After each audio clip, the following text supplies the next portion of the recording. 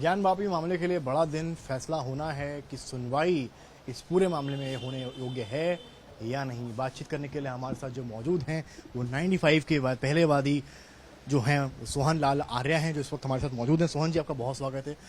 सबसे पहले तो सर बताइए, कल बड़ा दिन है वाराणसी के लिए, पूरे देश के लिए, पूरे प्रदेश के लिए।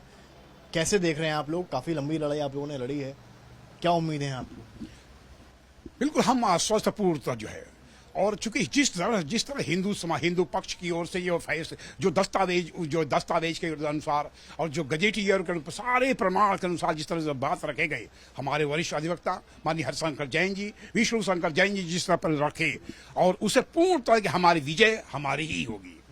चूंकि वो ज्ञानवापी इंतजाम मसाजिद की ओर से जो भी हो, वह दो बिंदुओं को लेकर शुरुआत कर रहे थे, 1990 वर्शिप एक्ट और जो है वक्फ बोर्ड, और दोनों पर ही वह ठीक से रख नहीं पाए थे। इसीलिए स्थिति है कि कल का दिए गए फैसले में विजय हमारी ही होगी। आप लगातार हियरिंग्स में भी गए हैं, जिस भी दिन हुई है आप अंदर भी मौजूद रहे हैं।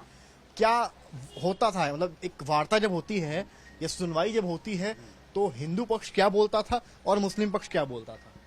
देखिए, स्पष्ट है कि मुस्लिम पक्ष का जो है अपना जो है वक्फ बोर्ड में जो है कोई भी प्रमाण ज्ञानवापी को दे नहीं पाता था। देता था तो यहाँ से 14 किलोमीटर दूर मड़ुआडीह में जो है 9130 जो अराजी नंबर दिया करता था। फिर जैसे ही हमारे वरिष्ठ अधिवक्ता ने पकड़ लेते थे कि अरे भाई ये तो ज्ञानवापी का है ही नहीं, तो तुरंत जो है इसके बदलते हुए दूसरे दिन वह आलमगिरी का प्रकरण उठाते थे। आलमगिरी यानी बिंदु माधव का मंदिर का प्रकरण उठाते थे, जबकि वह ज्ञानवापी का होता ही नहीं था। इसलिए लचर जो है उनके कारण जो है, और दूसरी अभय नाथ यादव जो तेज तर्रार थे, उनके मरने के बाद जो है ज्ञानवापी इंतजाम मसाजिद का तर्कपूर्ण और सारे के सारे साक्ष्य धरे के धरे रह गए। इसलिए मैं पूर्ण विश्वास के साथ यह कहने में कोई ऐतराज नहीं है कि कल की जीत हिंदू समाज की होगी, मंदिर समर्थकों की जीत होगी, और जीत हमारी ही होगी।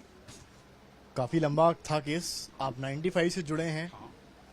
क्या क्या चीजें आपने देखी हैं इस पूरे लंबे समय में? काफी साल हो गया है, और कल अगर आपके फेवर में डिसीजन आता है तो क्या आप लोग किस तरह से इसको सेलिब्रेट करेंगे, और अगर नहीं आता है तो क्या करेंगे?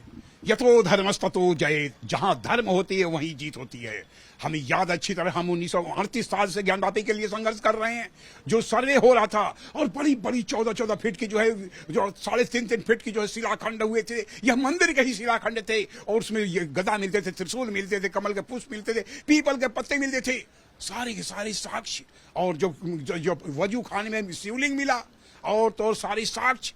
आपने कहा, जब आपने जैसा कहा कि शिवलिंग वाली बात, आपने कहा बाबा मिल गए, उसका तात्पर्य क्या था? जैसे ही हमने कहा कि बाबा मिल गए, किसी पत्रकार बिंदु ने कहा कौन सा शिवलिंग? हमने कहा वह शिवलिंग जिसकी नंदी प्रतीक्षा कर रही थी, और वह शिवलिंग जैसे ही देखे हम भाव विभोर हो गए। हमें आश्चर्य होता था कि हम 38 साल से हमारा संघर्ष जीवंत हो उठा है, हमारी मेहनत साकार हो उठी है, और इसी कहते हैं कि विजय हमारी ही होगी, हमारी ही होगी। आप कह रहे हैं बाबा मिल गए, वो शिवलिंग है, मुस्लिम पक्ष कह रहा है कि वो वजू खाने का हिस्सा है और वो एक फाउंटेन का पार्ट है। हाँ, हमें याद है कि जिस समय शिवलिंग मिला, हम तुरंत जो है ये कहे, एक सज्जन आए, कहे कि यह तो जो फुहारा है। हम कहे ठीक, मैं मानता हूँ फुहारा है, क्या इसमें पानी आने कोई साधन है? कहे नहीं, हमको पानी जाने का साधन है। कहे नहीं, मैं ही वाद कर रहा था, विशाल सिंह जी वहां पर थे। हमको दूसरी चीज, एक और चीज बतलाइए कि क्या इसमें पानी, फुहारा कहाँ है? कहे फुहारा तो बहुत वर्षों से टूटा। हमके कितने वर्षों से? कहे 20 साल से। हम फिर दूसरे एक सज्जन थे, कहे 12 साल से। हम कहे 12 साल से हो या 20 साल से हो, क्या कभी देखे हैं आप?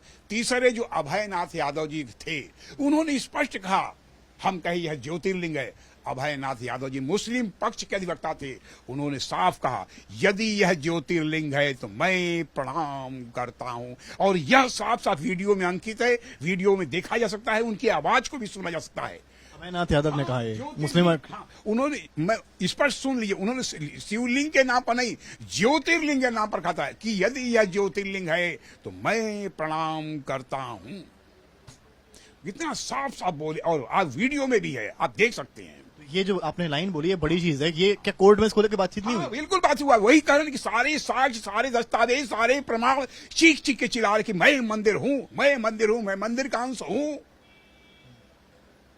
उसमें अभिनाथ यादव ऑब्वियसली हिंदू पक्ष ने घेरा होगा इसको लेकर, उन्होंने कहा होगा कि अभिनाथ यादव ने इस चीज की कही, तो उसके बारे में कुछ टिप्पणी नहीं हुई? सारे दस्तावेज जितने हैं, सारे पुराण, सारे ग्रंथ, यहाँ तक कि उन्होंने जब माननीय विष्णु शंकर जैन जी बात करते कि जीवंत जो होते हैं, जो जितने शिवलिंग होते हैं सब जागृत शिवलिंग होती है, वहीं पर एक मुस्लिम अधिवक्ता ये कहा कि आप बार बार जीवंत शिवलिंग की बात करते हैं, जागृत शिवलिंग की बात करते हैं, प्राण प्रतिष्ठा की बात करते हैं। तुरंत दस्तावेज में पृष्ठ नंबर 328 निकालिए, अपने जो अधीनस्थों का ये देखिए पृष्ठ नंबर 28 जागृत शिवलिंग की बात होती है, प्राण प्रतिष्ठित शिवलिंग की बात होती है। यह मैं नहीं कह रहा हूं, स्कंद पुराण कह रहा है। स्कंद पुराण 328 पेज का माननीय न्याय जिला जज को प्रस्तुत किया गया, फोटो स्टेट दिया गया और हतप्रभ हो गए सारे के सारे लोग कि इतनी मेधा शक्ति, इतने हरिशंकर जैन जी की तेजस्विता कि पृष्ठ नंबर बताना, और बहुत ही इसलिए एक एक प्रमाण जो माननीय न्यायालय में हुए सब बड़े गौरव। ये केस जो है ये श्रृंगार गौरी को लेकर है, पूजा अर्चना को लेकर,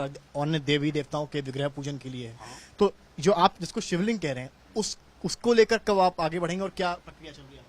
जो वाद दाखिल हुआ था 1995 हमने वाद दाखिल किया था श्रृंगार गौरी के दर्शन पूजन का अधिकार व विश्वेश्वर मंदिर के दर्शन पूजन के अधिकार के संबंध में हमने जांच कमीशन भी कराया था 1996 में। उसके बाद काशी की 4 महिलाओं को लेकर वाद दाखिल कर बड़ा ही है। सुप्रीम कोर्ट की मतलब संविधान की धारा 25 के तहत सभी को पूजा पाठ करने का अधिकार है, लेकिन मुस्लिम पक्ष बेवजह आप जो है इसको स्टे लेने के लिए हाई कोर्ट गया, हाई कोर्ट से सुप्रीम कोर्ट गया। माननीय चंद्रचूड़ जी जो है सुप्रीम कोर्ट न्यायमूर्ति चंद्रचूड़ ने यह कहा कि यह ठीक है, काशी के जिला जज को प्रेषित कर दिया कि वहीं सुनवाई होगी। और उस समय चंद्रचूड़ जी ने सुप्रीम कोर्ट की न्यायमूर्ति ने कहा था अरे भाई धारा 25 का तो सबको यही पूजन करने का अधिकार है और भेज दिए यहाँ पर। और वास्तव में धारा 25 के तहत हर व्यक्ति जानता है कि पूजन करने का अधिकार वाद में है क्या। अरे भाई श्रृंगार गौरी के दर्शन पूजन का अधिकार ही तो मांग की गई है, और जब पूजन की मांग की गई है वो संविधान में प्रदत्त अधिकार है, तो निश्चित उसी आधार पर हिंदू समाज की जीत निश्चित है। मान लेते हैं कि आपके हक में कल आता है डिसीजन, उसके बाद क्या आपको क्या लगता है उसके बाद क्या होगा? उस जैसे ही पोषणीयता के आधार पर 711 पर आ जाएगा, इसका मतलब कि यह मुकदमा चलाने योग्य है। जब पूरा मुकदमा चलाने योग्य है तो फिर मुकदमा चलेगा। सारे के सारे साक्ष्य जो सर्वे मिला हुआ है, सारे प्रमाण, सारे दस्तावेज जीवंत जो है जो हमारा मध्य हमारा आराध्य स्थल 18 अगस्त 1669 में औरंगजेब के द्वारा फरमान से ध्वस्त किया गया है, सारा का सारा जो है प्रमाण। हम तो ये चाहते हैं कि सारे देश के पत्रकार एक दिन माननीय न्यायालय से अनुमति से पूरा यह ज्ञानवापी परिसर में जाकर देखें और स्वयं अपनी नंगी आंखों से देखें, सारा प्रमाण चीख चीख के चिल्ला रहे हैं। हम चाहते हैं वह भी हमारे गवाह के साक्षी बने।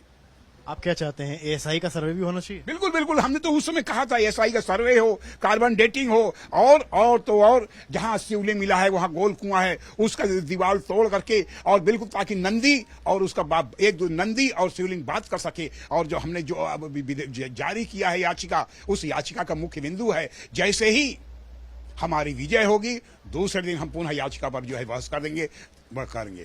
चलिए बहुत शुक्रिया। तो ये थे हमारे साथ सोहन लाल आर्य जी, इन्होंने कहा है कल की तैयारी पूरी है और हिंदू जो पूरा समाज है, इनके साथ जो लोग हैं वो अभी से तैयार हैं, क्योंकि उनको लगता है कि इनके ही हक में कल कोर्ट का ऑर्डर आना है। उसके आगे क्या होना है उसकी प्रक्रिया इन्होंने फिलहाल यहाँ बताई है। कैमरामैन संदीप के साथ समझ श्रीवास्तव, वाराणसी, आज तक।